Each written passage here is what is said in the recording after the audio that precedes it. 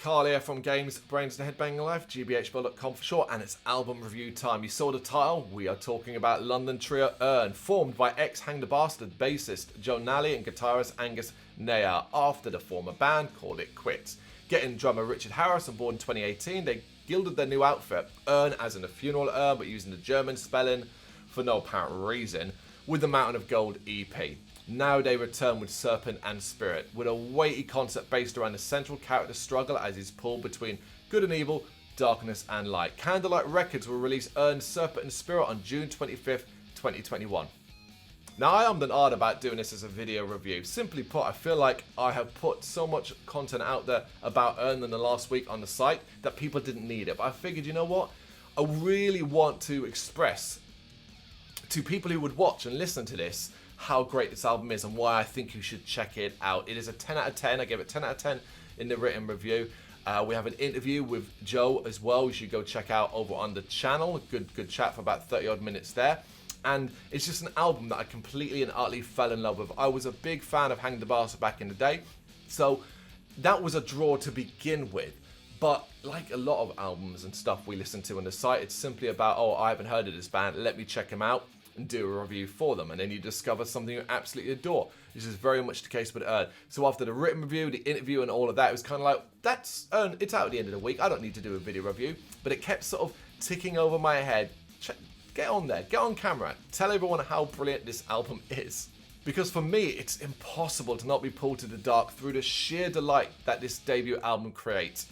If you're a fan of mood-altering, focused heaviness and exciting twists and turns, Urne's slab of heaviness, this is the stuff that will make you so damn happy. We're talking heavy head-banging bursts to mournful and grandiose soundscapes. Urne's darkness simply spreads far and wide. The pull to the light is strong, but the gloom eventually wins out, thanks to unexpected but downright captivating beauty. Two words you might not expect to hear when it comes to an album that's still crushingly heavy. It just so happens that metal can make you feel. We all know this. Metal can really make you feel, especially when a band is doing it right. And trust me, Urne are doing it so very right.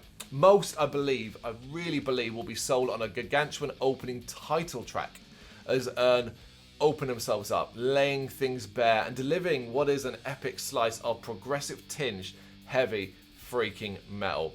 They then follow that with something that has a bit of dirty thrash groove in the Palace of Devils and Wolves, before going even bigger on the meaty instrumental that is Memorial, where the riffs are gold-plated. Guitar soloing stands out for all the right reasons, and the chugging rhythm encourages a wild bout of headbanging. This here might very well be the best song Urne has ever written. It's my personal favourite track from the album, even though it's got no vocals, and across the album the vocals are amazing. There's just something about Memorial that just hit me right there, and I just fell so in love with it. It was the first track of the album that I replayed before moving on for the rest of the songs. But if you are missing the vocals, be them clean or guttural, Moon and Sky has you covered. Crushing heaviness, moving melodies, depth to every instrument, and making the passage of time feel ever so fleeting. At this point, you're like, wow, half the album done. That's it, half the album is done. And hopefully, like me, you're just madly in love with this. Urne have so much more to show, as Desolate Heart comes racing out with a flurry of heavy thrash-imbued noise. Of course, this is Urne, and there is so much more to this track as it goes on. The bad and progressive touches, having rawer sounding moments and then dragging things down before building them back up in a really almost heroic and uplifting way.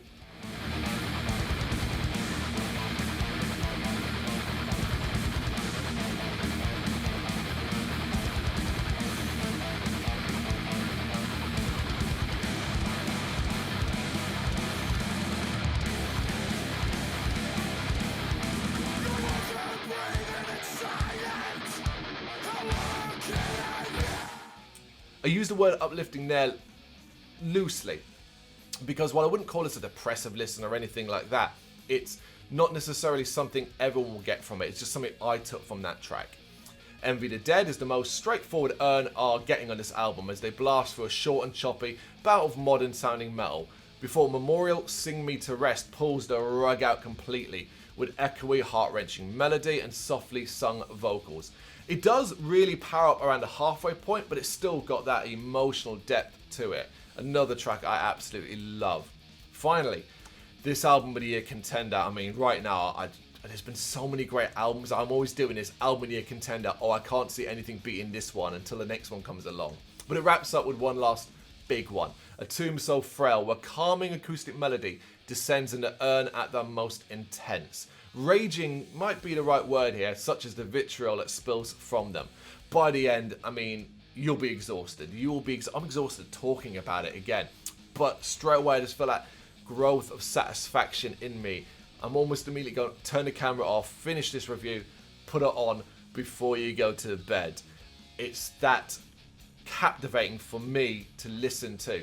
I think this is an album that not only will win over like lots of new fans or people who maybe have been interested in the band members' previous works, but if you've been following them from the previous EP, you're going to absolutely adore this. I almost want to say it's going to grab the mainstream attention, but that's probably not the case, simply because it's so heavy at times, it's so dark, it's so moody and all these sort of things, and grabbing a mainstream metal audience's attention when you've got like tracks that are 8+ minutes long is very, very difficult. But I just feel like they deserve it. You know, I want it to happen more than anything else. You really, really need to check this one out. Urne Serpent Spirit. It's out on June 25th, 2021 by Candlelight Records. Don't miss it. And if you've listened to it and you love it as much as I do, or you've got some criticisms, love to hear them. Let me know in the comments. Thank you very much for watching. You can check us out on gbhbl.com as well as on Facebook, Instagram, Twitter and Tumblr. Go to Patreon to help us out over there. That's patreon.com/gbhbl, as well as Big Cartel, where you can find some of our merchandise. We have a podcast running on SoundCloud and Apple Podcasts. And of course, if you like this video, do us a favour, hit the subscribe button and help the channel grow. Games, horror and heavy metal. What else is life for?